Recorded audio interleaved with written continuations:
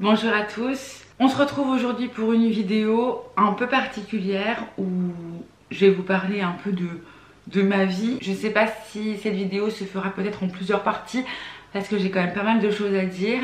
On se retrouve aujourd'hui pour parler de mon suivi gynécologique, d'HPV, de papillomavirus, de colposcopie, de conisation, de rendez-vous préopératoire, post-opératoire. Le but c'est d'informer au maximum. Je fais cette vidéo parce que je pense qu'elle peut être utile et c'est vraiment dans ce but là. Et de pouvoir informer au maximum pour celles et ceux qui rechercheraient des informations. Je ne suis pas du tout dans le médical donc tout ce que je vais vous dire, les mots que je vais employer, ce sont juste les miens de celle qui a vécu quelque chose et qui va essayer de le transmettre et de faire partager mon parcours.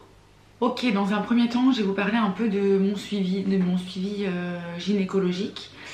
J'ai commencé à être suivie gynécologiquement à partir de 16 ans, je crois, dans ces eaux-là. 16, 17, 18 ans, on y allait régulièrement. Et puis à partir de mes 18 ans, c'était moi qui me prenais entre guillemets en charge toute seule et j'étais loin d'être très régulière dans mes rendez-vous. On va dire que de mes 18 à 28, pendant une dizaine d'années, j'ai dû aller voir le gynécologue 3-4 fois.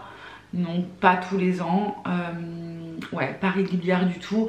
Mais je pense aussi que j'étais un peu celle qui disait bon, on est jeune, c'est pas grave, j'ai pas cette année, j'irai l'année prochaine. Et c'était un peu comme ça quoi. Donc en 10 ans, j'y suis allée 4-5 fois.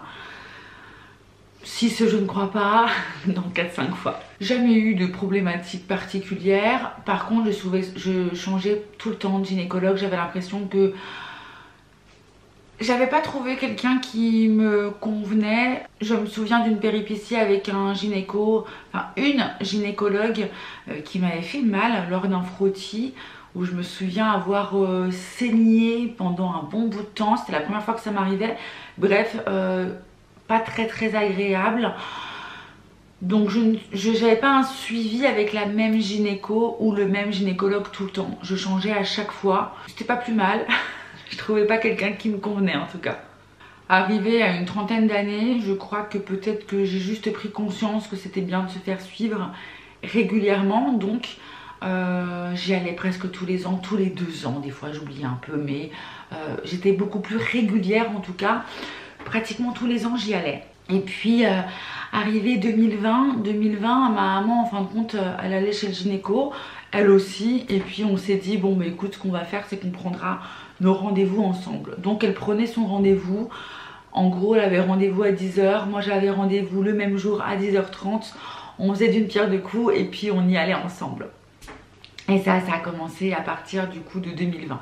En mai 2021, retour, un an après, chez cette gynécologue, qui est en retraite d'ailleurs maintenant. Donc on retourne chez cette gynécologue qui... ma mère passe en premier, je passe en deuxième, le frottis, etc.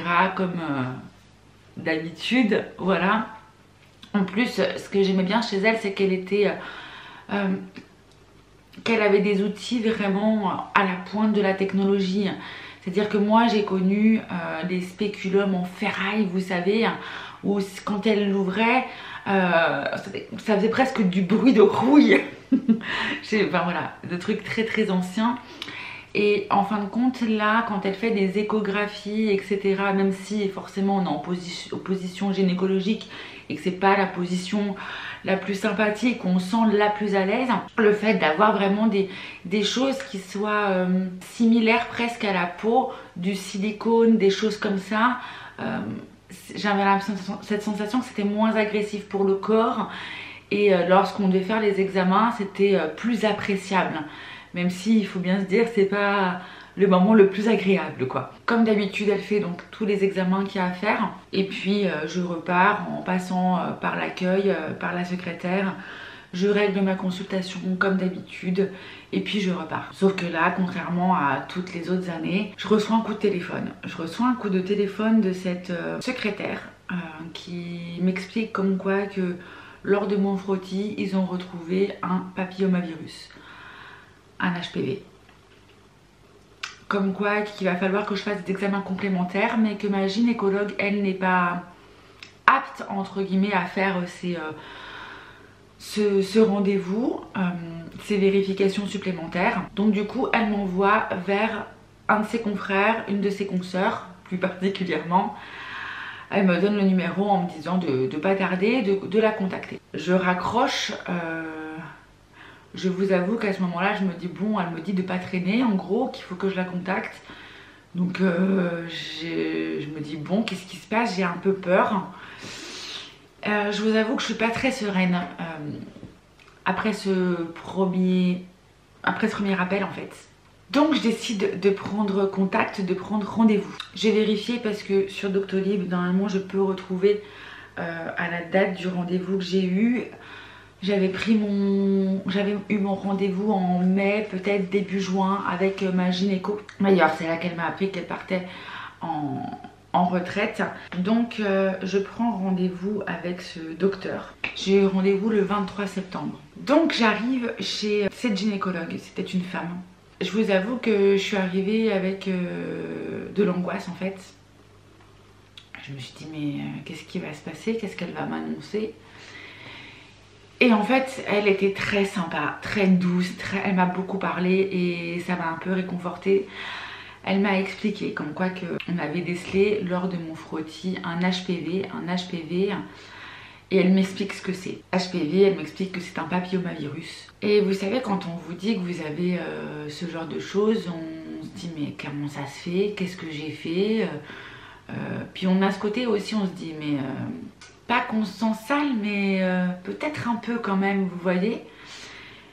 Et en fin de compte, tout de suite, elle m'a dit, vous savez, elle me dit 80% des femmes vont avoir un HPV dans leur vie.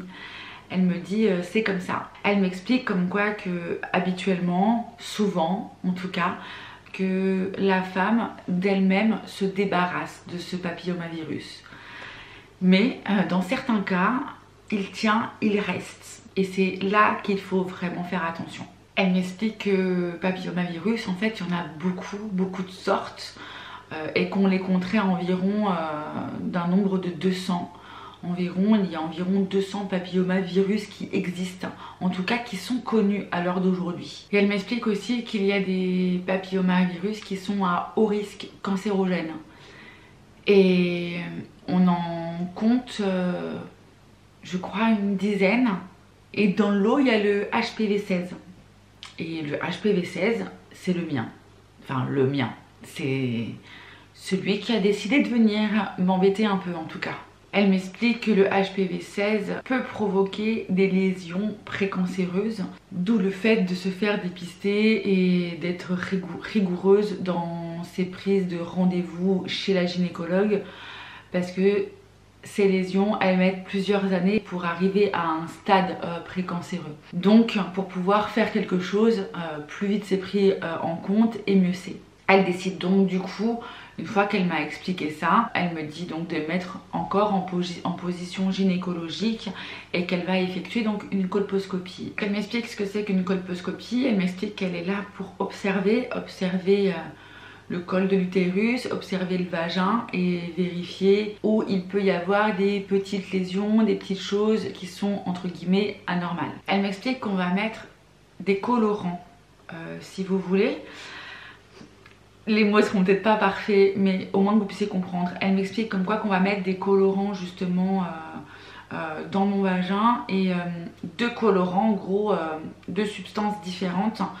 Ce qui va permettre de voir à l'œil, enfin elle a comme une loupe si vous voulez, de voir à l'œil les zones qui pourraient être infectées par ce HPV. En fait elles vont venir changer de couleur. Si je ne me trompe pas, on va avoir quelque chose d'assez foncé qui va devenir marron et puis avec le deuxième produit ça va venir blanchir les zones qui sont dites affectées. Et la colposcopie, elle va venir retirer des petits morceaux, en fin de compte, de la zone dite endommagée et de les faire vérifier en laboratoire. En gros, c'est des petits prélèvements, donc c'est des biopsies, c'est vraiment des millimètres qui viennent retirer. Donc elle m'a dit comme quoi que ça pouvait piquer ou avoir un petit effet de pincement. Je crois que j'ai eu à ce moment-là 3 ou 4 prélèvements, donc 3-4 biopsies vraiment minimes hein, sur mon col. Et 3 où j'ai vraiment rien senti. Et effectivement, il y en a une où ça m'a pincé un petit peu. Et puis en fin de compte, à un moment donné, je me souviens où elle me causait et d'un seul coup, elle s'est arrêtée de parler. Et là, je me suis dit, si elle s'arrête, c'est qu'elle voit quelque chose. C'est qu'elle se concentre, qu'elle voit quelque chose ou...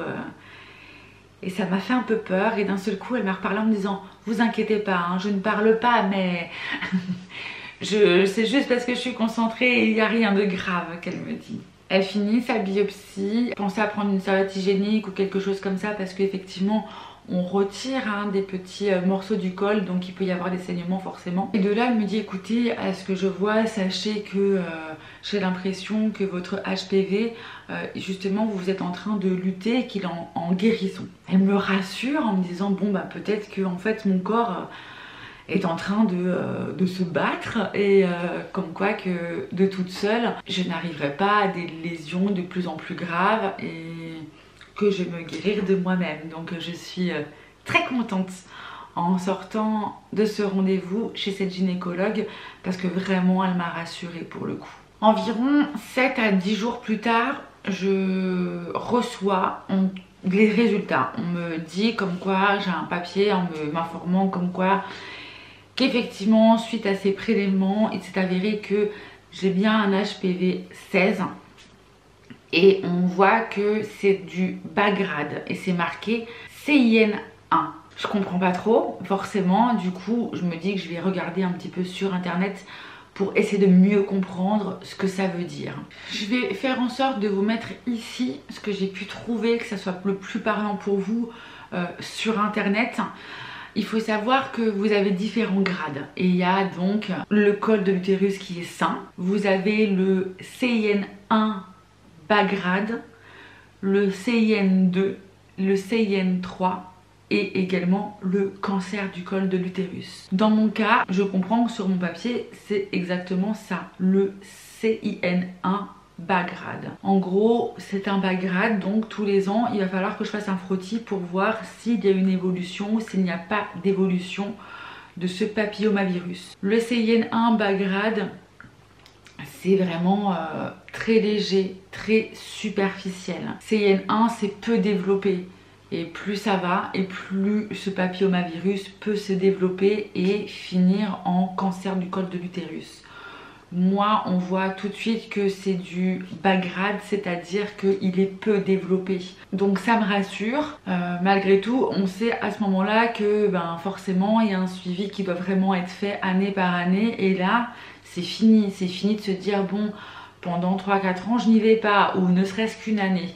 Voilà, là on comprend qu'on a quelque chose et qu'il faut vraiment se faire surveiller pour le coup. Donc à partir de ce moment-là, tous les ans, effectivement, j'ai mes rendez-vous chez un gynécologue et puis on vérifie si effectivement il y a de la dégradation, pas de dégradation. Et à chaque fois, c'est la même chose. Le protocole est le même. C'est-à-dire que on voit que vous avez un papillomavirus mais c'est du bas grade, donc peu développé. À chaque fois qu'on fait une colposcopie, on voit que c'est du bas grade, donc pas d'intervention autre puisqu'on se dit que le corps peut en fait s'auto-guérir. Donc tous les ans, c'est la même rengaine pour moi. Je me retrouve à faire des frottis, à être envoyée pour une colposcopie. Ça revient du bas grade CIN1 et rebelote l'année prochaine. Chaque année, c'est pareil, chaque année, c'est la même chose pour moi. Jusqu'à mon dernier rendez-vous que j'ai eu cette année, en 2025. Je prends rendez-vous le 4 avril pour me faire suivre chez une nouvelle gynécologue, puisque la mienne étant en retraite. Je suis chez une nouvelle gynécologue et je tombe sur une remplaçante de cette gynécologue. Extrêmement douce, qui m'a mis extrêmement à l'aise, qui parle doucement, qui est souriante, qui explique tout ce qu'elle fait. Franchement, j'ai vraiment eu affaire à quelqu'un de très bien, très humaine. Et donc je lui explique comme quoi qu'effectivement j'ai un HPV 16, je le sais. que j'ai déjà fait des colposcopies, que pour l'instant je suis en CIN1, qu'on m'a dit que ça pouvait mettre du temps à guérir, etc. Elle me dit qu'effectivement c'est bien comme ça que ça se passe. Elle me prévient, elle me dit écoutez, on va faire votre consultation, ça se passe très rapidement. Comme d'habitude, position gynécologique, bon moi je vous le dis plus, vous savez très bien comment ça se passe. Elle me fait mon frottis, puisque forcément quand on a la découverte d'un HPV, on a des frottis tous les ans. Donc elle me dit, normalement vous devriez avoir des nouvelles d'ici une dizaine de jours. Si vous n'avez pas eu de nouvelles, enfin, voilà. C'est que j'ai pas de HPV en gros. C'est que j'ai plus de HPV. Et en fin de compte, ce qui se passe, c'est que j'attends, donc une semaine, pas de nouvelles, 10 jours, pas de nouvelles. Je me dis, bon bah c'est cool, en fait mon corps s'est auto-guéri. Et non, non, pas du tout.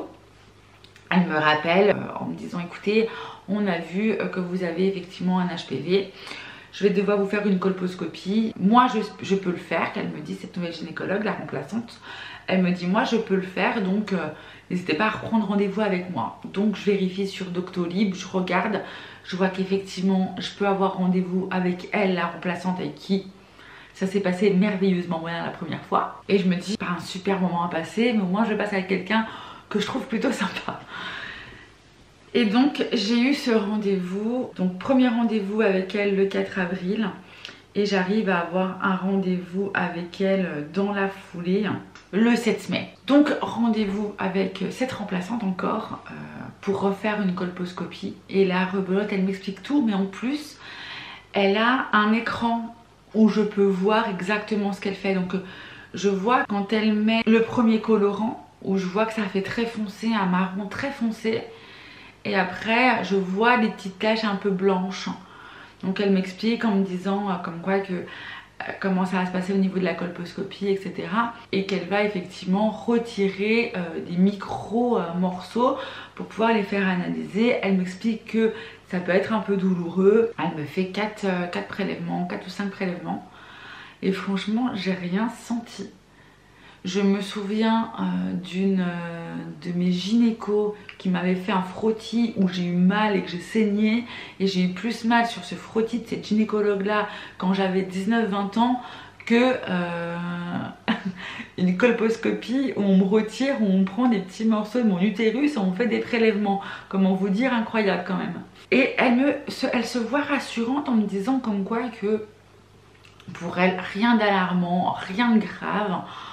De son expérience en tout cas, j'ai pas vraiment à m'en faire. On le fait parce qu'il faut le faire, que c'est le protocole, mais j'ai pas à m'en faire. Là elle me dit que je vais recevoir les résultats d'ici une quinzaine de jours. Si j'ai pas reçu les résultats de ce prélèvement, de cette colposcopie, de la recontacter, qu'elle puisse m'en dire un peu plus. Et donc j'attends. Au bout de 15 jours, toujours pas de nouvelles. Bon, je me dis je vais attendre et au bout du 16e jour, je reçois un courrier dans ma boîte aux lettres. Et là, le courrier me fait un peu paniquer, je vous avoue, parce qu'on me dit comme quoi que suite aux prélèvements qui ont été faits, on voit que mon papillomavirus en gros s'est développé et que je suis en CIN2, voilà, et qu'il faut que je prenne rendez-vous avec un autre cabinet pour, entre guillemets, subir une intervention. Voilà, donc en fait j'ai le papier, ni une ni deux, j'essaie de les contacter et là là en fait entre c'est toujours comme ça, parce que là je panique un petit peu, je vous avoue, et je tombe sur un moment où c'est des jours fériés.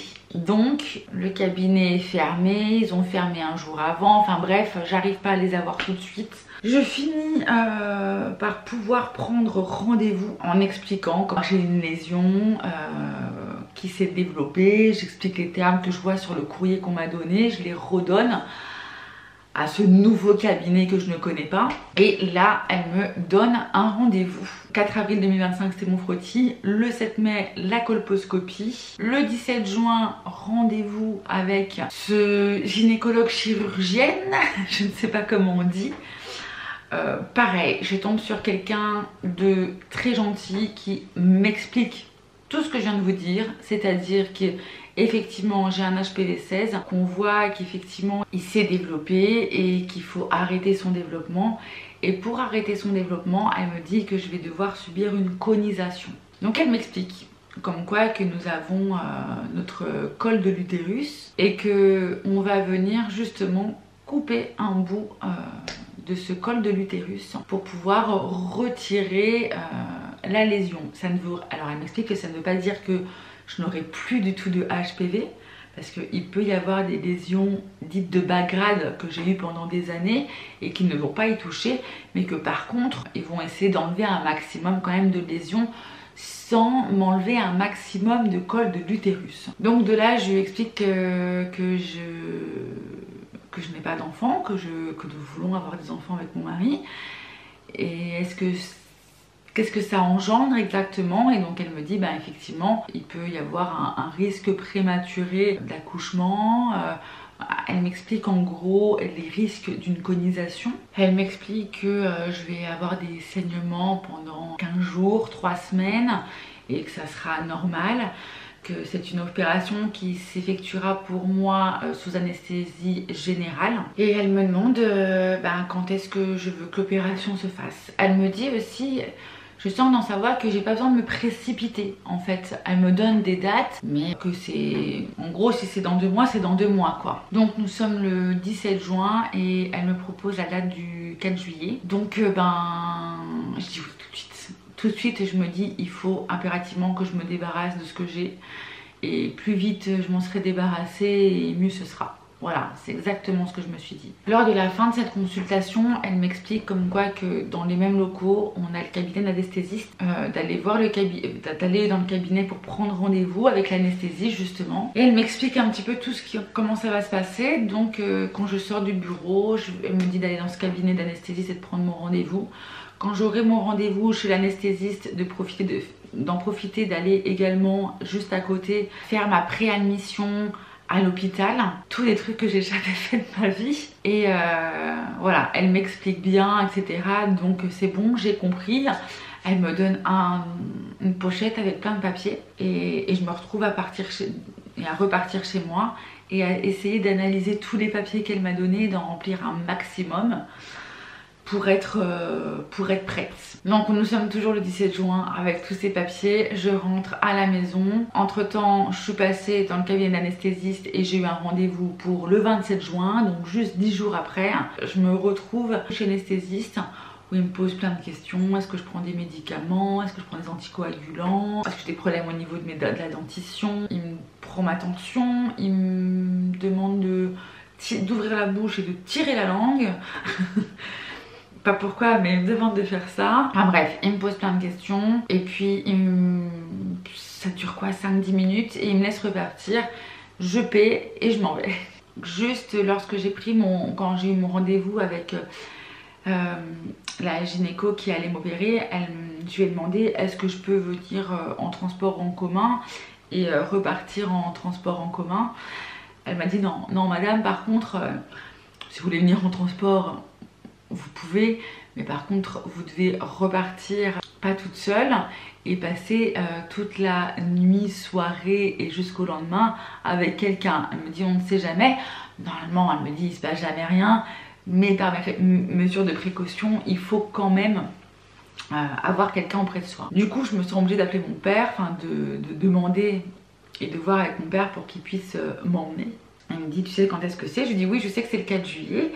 Mais je n'aurai d'heure que la veille. En fait, il faut savoir qu'il y a... Je suis opérée le 4 juillet, il n'y a que le 3 juillet où je vais recevoir un SMS me disant vous êtes attendu à telle heure. Les jours passent, arrive le 3 juillet et le 3 juillet, je ne reçois pas de message. Donc je finis par appeler. Là ils me disent écoutez ils ont dû se tromper peut-être dans votre numéro de téléphone ou quelque chose comme ça. J'ai rendez-vous dans la matinée. Je crois que j'ai rendez-vous à 10h15, 11h15, enfin j'ai rendez-vous dans la matinée. Donc ils me disent de venir à jeun, de m'être bien douchée le soir, bien douchée le matin. Et là en fait, je me rends compte que c'est le début de mes règles les gars. Je pense que j'ai tellement été un peu stressée pour cette première, où je me suis dit je vais me faire opérer, je n'y connais rien, qu'une dose de stress m'a envahi et je pense que ça a dû déclencher mes règles plus rapidement parce que j'aurais dû les avoir 3-4 jours après. Et en fin de compte, ça commençait tout juste à arriver. C'était très léger, hein. Le matin, j'arrive chez mon père et ma mère est là. Elle sait, elle veut venir, elle veut m'accompagner en gros. On prend la voiture, direction l'hôpital. Je sais que ça sera en ambulatoire, c'est-à-dire que en gros ça va pas durer très longtemps. D'ailleurs, la gynéco me l'avait dit, ça va durer 20 minutes. Par contre, effectivement, c'est beaucoup plus long parce que vous allez venir avant, le temps de vous préparer, etc. etc.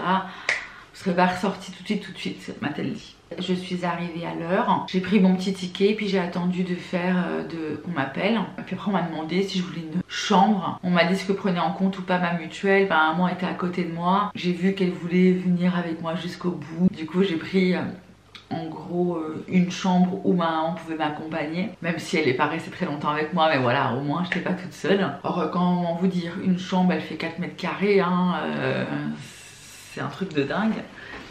Mais bref, très très petit, mais le brancard rentrait et c'est tout quoi. Et il y avait la porte. Et il y avait une télé, s'il y avait une télé. 4 juillet, il fallait aussi que je sois à jeun, que je ne fume pas. Il faut savoir que j'ai arrêté la cigarette le 30 juin et que du coup je n'avais pas refumé. Mais vu que j'étais une fumeuse malgré tout, quelques jours, voilà. Ils m'ont mis un masque. D'ailleurs je vous mettrai les photos parce que ma maman était là, elle m'a prise en photo. J'étais magnifique. Ils m'ont mis un masque pour pouvoir pour mes bronches. Ils m'ont dit que c'était pour me dilater les bronches. Ça a duré 10 minutes, un quart d'heure où j'avais ce masque. Il fallait que je respire la vapeur pour pouvoir me dilater les bronches pour l'anesthésie en fait.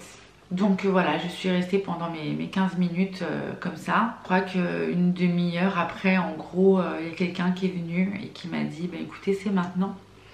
Donc je me suis levée, je me suis retrouvée dans ce long couloir avec une personne qui m'a emmenée jusqu'à la salle d'opération. Je suis arrivée à la salle d'opération, j'ai vu l'anesthésiste, j'ai vu la chirurgienne, j'ai vu aussi une personne qui était là pour aider certainement, je ne sais pas vraiment comment on les appelle.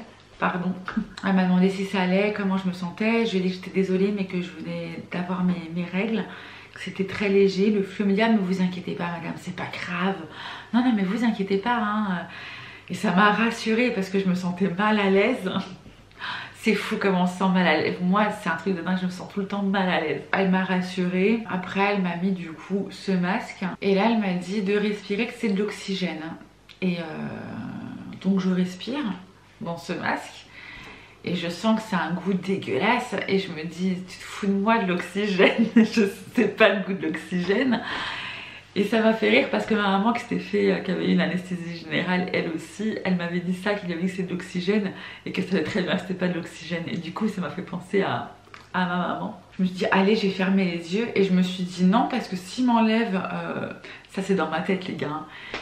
Et quand il y avait le masque, je me suis dit si je ferme les yeux, ils vont croire que je suis endormie alors que je le suis pas. Et peut-être que je pourrais pas leur dire, mais que j'ai super mal parce que je sens ce qu'ils me font. Donc je me suis dit tant que c'est pas le truc qui me ferme les yeux, je reste les yeux ouverts, je cligne des yeux. Et je me souviens d'un moment donné où je me dis tiens c'est long quand même, j'ai mon masque et tout. Et je me dis je m'endors pas. Et à un moment donné, elle me dit vous allez avoir la tête un petit peu qui va vaciller, qui va tourner, ne vous inquiétez pas, c'est normal. Je me suis dit bah ouais, je sens bien que j'ai la tête un peu qui vacille. Et j'entends celle donc qui est derrière moi, qui est en train d'aider. Hein. Elle dit quelque chose à l'anesthésiste comme mais c'est assez fort en gros ce que vous lui avez mis, c'est pas comme des termes comme ça, hein, mais en gros c'est ce que ça voulait dire. Et il lui fait comprendre oui c'est fort. C'est-à-dire que j'allais pas mettre longtemps à m'endormir, peut-être que là j'étais combative mais que ça allait pas durer très très longtemps. Et effectivement je me suis endormie et je me suis réveillée une demi-heure après, parce que j'ai regardé l'heure qu'il était, c'était une demi-heure après, je me suis réveillée, c'était quand même très très vite. Et je me suis réveillée, pas comme si je me réveillais d'une sieste. Vous savez, des fois dans la sieste on est un petit peu vaseux, ou quand on vient de se réveiller, le temps de se réveiller. Et là je me suis réveillée, tac, comme si j'étais en gros en pleine forme d'un coup. Et ah vous êtes déjà réveillée madame? Je dis oui. Et puis elle regarde, je vois que j'ai mes constantes, et puis je vois que je suis à 11,6 de tension je crois. Je sais que c'est pas une tension de ouf, mais bon voilà. Et là elle m'a laissé pendant 1 heure, voilà, en salle de réveil, avant de me remonter. Et une fois que je suis remontée, je suis restée une demi-heure, 3/4 d'heure. On m'a donné de quoi manger, etc. J'avais faim, je vous avoue. Donc j'ai mangé. J'ai mis la télé, j'ai attendu que en gros 20 minutes, une demi-heure, je crois que c'était une bonne demi-heure, où ma chirurgienne est venue. Elle m'a demandé comment j'allais, je lui ai dit que tout allait bien, etc. Elle m'a dit que tout s'était bien passé et qu'on se reverrait à notre rendez-vous préopératoire. Donc je suis sortie, fraîche comme un gardon. Mes parents sont revenus me chercher, ma mère était elle me dit, t'as dit toi dans le lit, donc t'es rapide. Elle me dit, on dirait pas que tu viens de te faire opérer il y a 1 heure. Elle me dit, c'est incroyable.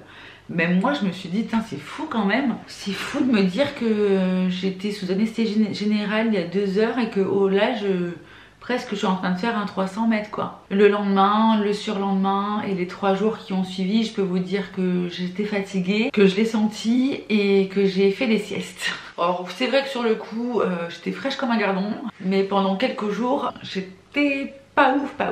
Fatiguée, j'avais de l'appétit et tout, mais je pense que vraiment c'était un peu le contre-coup de l'anesthésie où je me sentais fatiguée. Et puis on m'a dit que j'allais avoir des saignements, que c'était normal, sauf que moi, clac, j'ai déclenché mes règles. Donc j'avais demandé justement à la chirurgienne, je fais oui mais bon, vu que je vais avoir mes règles, comment je vais le voir? Elle me dit, vous connaissez maintenant, vous inquiétez pas, vous allez voir que c'est différent de d'habitude.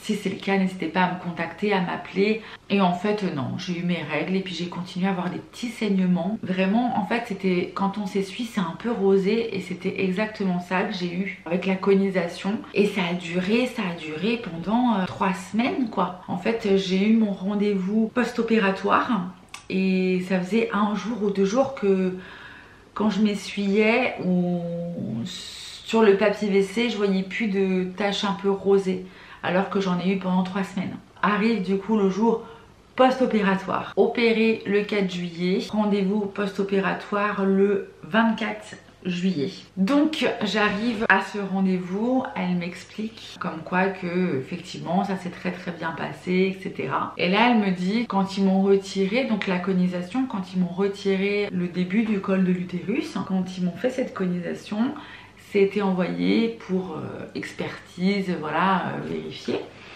Enfin, expertise, c'est peut-être pas le bon mot. Et elle me dit, voilà les résultats de votre conisation.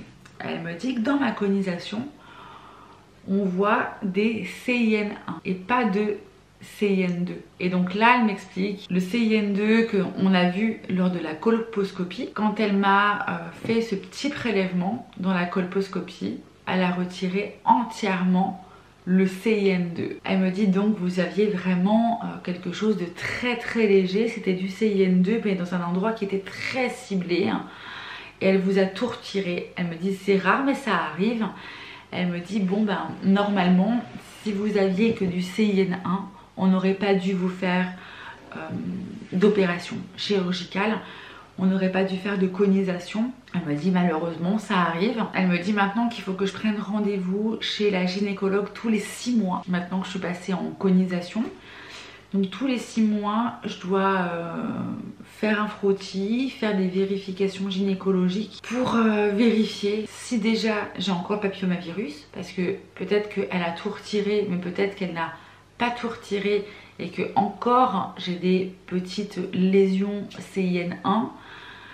Et ça il faut vérifier, et si c'est le cas, le protocole reste inchangé, c'est-à-dire que tous les 6 mois il faut que j'aille me faire vérifier. Frottis, si on voit qu'il y a le papillomavirus, il faut effectivement que je fasse une colposcopie, donc des petits prélèvements, des petites biopsies. Si dans la biopsie on voit que c'est un bas grade, un CIN1, et on retourne dans 6 mois et rebelote. Et puis si on voit que ça se développe en CIN2, et ça sera la même chose. Je vais me retrouver effectivement à refaire du coup colposcopie et après vérification une conisation. On peut faire plusieurs d'ailleurs conisations. Aujourd'hui comme je vous dis, plus du tout de saignement. Je suis déçue de me dire que je suis contente et déçue à la fois en me disant bon, la chirurgie que j'ai faite, la conisation, j'aurais pas dû la faire. Ça ne méritait pas que je fasse une conisation, qu'on me retire une partie du col de l'utérus alors que de base, c'est pas dans le protocole, mais bon ça on pouvait pas le savoir quoi. Ça elle pouvait pas savoir que j'allais plus avoir de lésions de haut grade du CIN2. Donc voilà, un peu déçue par rapport à ça, mais bon c'est pas très grave. Le but, je me dis, c'est que mon corps se batte au maximum et que je puisse ne plus rien avoir, ça serait cool. Alors il faut savoir que à l'heure d'aujourd'hui, le seul vaccin contre le cancer qui existe, c'est le vaccin contre le cancer du col de l'utérus, qui limite le développement des papillomavirus. Ce vaccin, il existe depuis de nombreuses années. Il est administré à l'heure d'aujourd'hui. Depuis, j'ai vérifié cette information et je vais vous la donner parce que je trouve qu'elle est très importante. Mais depuis septembre 2023, cette vaccination est également proposée gratuitement aux collégiens en classe de 5e. Les pharmaciens et les infirmiers peuvent également prescrire et administrer le vaccin contre le HPV dès l'âge de 11 ans. Je trouve que c'est un grand pas. Cette sensibilisation, moi je la fais aujourd'hui parce que je trouve que c'est important. J'ai eu peur, ça n'a pas été grave. Heureusement que je me suis fait suivre régulièrement. C'est là qu'on voit que peut-être qu'il y a des personnes qui sont dans des déserts gynécologiques et qui du coup n'ont pas été voir un gynécologue depuis 10 ans. Mais ça peut être grave, on ne sait pas. C'est comme tout, plus vite cette maladie, cette infection est vérifiée, est visible, est détectée dans votre corps et plus vite on peut l'irradier. Pour rappel, avant l'âge de 15 ans, le schéma vaccinal recommandé est de 2 doses espacées de 5 à 13 mois. À partir de 15 ans, le vaccin doit être administré selon un schéma à 3 doses, avec une deuxième puis une troisième dose respectivement 2 et 6 mois après la première injection. Moi je n'ai pas été au courant de ça, je crois que ça arrivait juste un peu après, voilà. Je pense que quand on sait ça, je pense qu'on comprend l'importance pour aussi bien nos filles que nos garçons de pouvoir justement se faire vacciner pour éviter la propagation aussi de ce virus. C'est un des seuls qui existe, mais il existe et c'est une chance. On peut le faire prescrire, alors faisons-le. Voilà pour mon histoire. Je continuerai certainement à vous en parler dans les vlogs dans 6 mois quand j'aurai des rendez-vous spécifiques. Cette vidéo, elle a pour but d'avertir, de faire comprendre, d'éveiller peut-être aussi, de partager. Je suis pas quelqu'un qui aime parler des travers, de ce qui va, de ce qui va pas, etc. Mais si ça peut permettre à certaines personnes qui sont là et qui se posent des questions sur la colposcopie, sur la conisation, sur tout ça, si j'ai pu répondre ne serait-ce qu'à une de vos interrogations, une de vos questions, alors je suis contente d'avoir fait cette vidéo. Je vous embrasse tous très fort, je vous souhaite plein de bonnes choses, du courage à ceux qui regarderont cette vidéo, qui vont peut-être aussi faire une conisation. En tout cas, sachez que pour ceux qui ont peur, comme moi je l'ai eu peur, si demain on me disait comme quoi qu'il fallait que je retourne sur la table d'opération pour refaire cette conisation, je la referais et je serais beaucoup moins stressée parce que ça s'est très bien passé. À bientôt dans une prochaine vidéo. Je vous embrasse. Ciao ciao.